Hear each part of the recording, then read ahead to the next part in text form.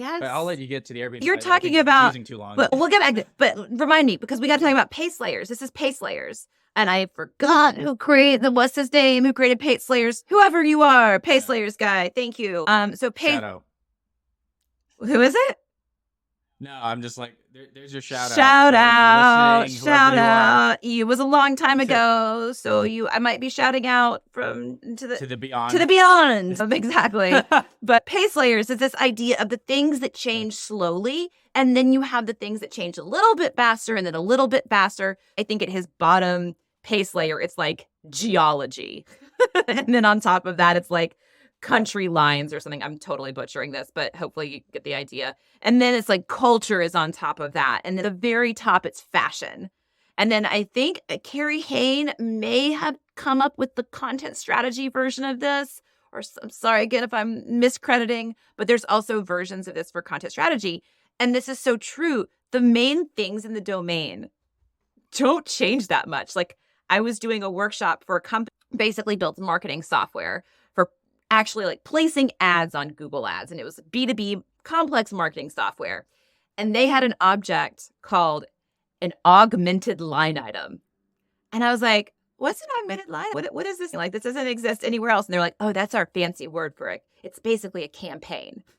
And I'm like, so why don't you just call it a campaign? This is not where you want to put your marketing effort, is giving cute names to things. Like marketers have literally been using the term campaign since what, like Mad Men, like 1960s, even before that.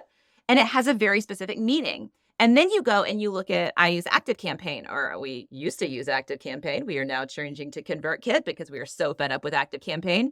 But ActiveCampaign, and I think MailChimp too, I don't know, but like ActiveCampaign, the way that they define campaign is actually not the way it has been historically defined.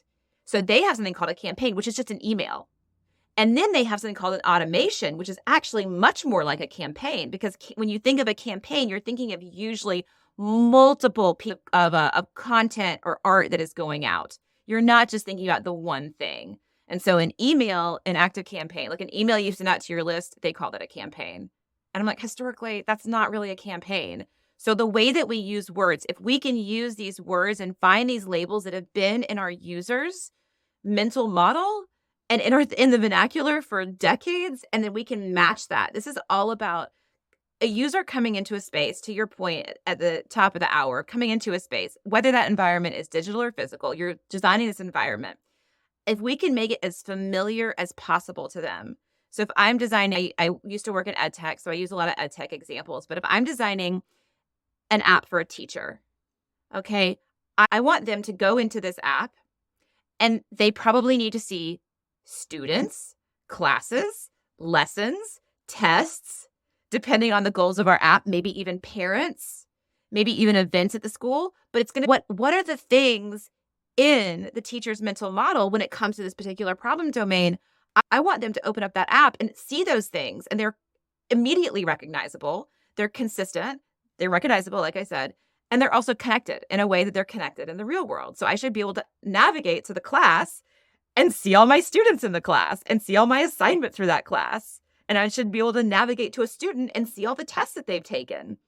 And we have so much software. And I would ask your listeners, can you, hand on heart, say that when a user, especially a new user, comes into your system, they immediately understand, here's all the concepts, the really important high-value concepts that are in this system. Here's how they're connected. Here's what I can do to them. And from a permission standpoint, here's what other people can do to them based on their permissions. And here's all the important information about this thing. And I know exactly where to find it. Can you actually say that your users make that clear? Can you, yes. Can your users intuitively figure that out? Because if they can't, your system is not intuitive.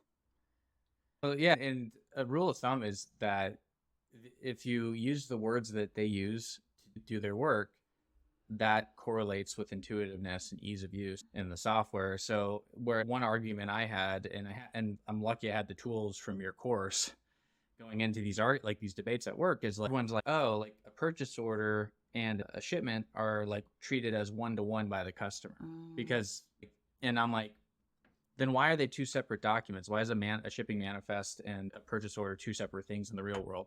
And they're like, oh, it doesn't matter. And I'm like, I think it does, because if we want, what you guys keep talking about, automation, the computer is only as smart as the people programming it. And if we're telling them that it's the same thing, how are they going to handle multiple bills of lading for one purchase order? Because you can only fit so much volume on a truck. And so I kept but now I was able to change my tact, and I just grilled them with questions. So like when I disagree with them, they'll be like, oh, it's not different. And then, so I'm like, okay, so do you see in like the next 5 years that we're just going to stop using purchase orders?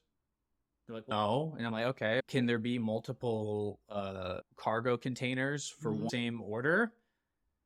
Yes. And I'm like, so please help me reconcile this. I must not be seeing what you're seeing. And then they're just like, okay, fine. And then the architecture was saved.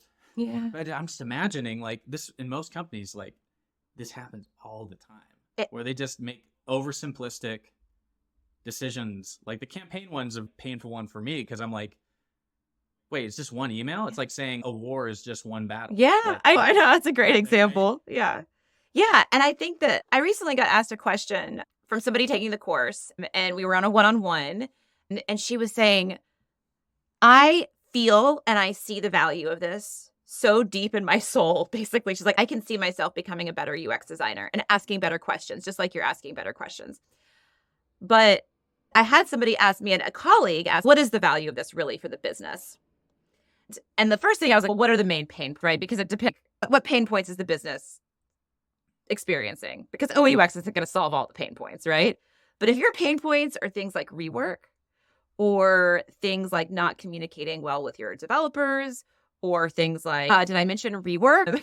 This is massively beneficial to the business, because what happens is sometimes these things get into production and they're not quite right. And then we say, oh, we're just going to iterate on it. And I think so much we use iteration as a euphemism for rework. Or we only want to iterate in a really intelligent, smart way.